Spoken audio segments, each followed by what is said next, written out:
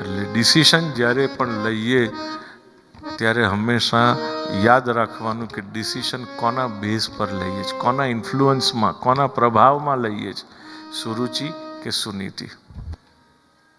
હંમેશા સુનીતિના પ્રભાવમાં રહી અને નિર્ણય લેવો એ આપણે માટે બહુ જરૂરી છે, વ્યાજબી છે, હિતાવહ છે.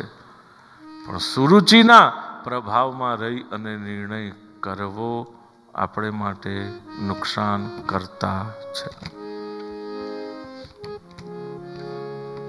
તો કયું માનવાનું? પણ કોનું? સુનીતિનું, સુરુચિનું. ગુલાબ જાંબુ જોઈએ એટલે મન થઈ જાય, પણ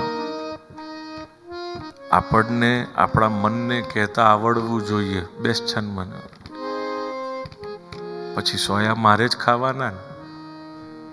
તને તો ગમે ગુલાબ જાંબુ, બાસુંદી, પણ પછી સોયા કોણે ખાવાના? મારે.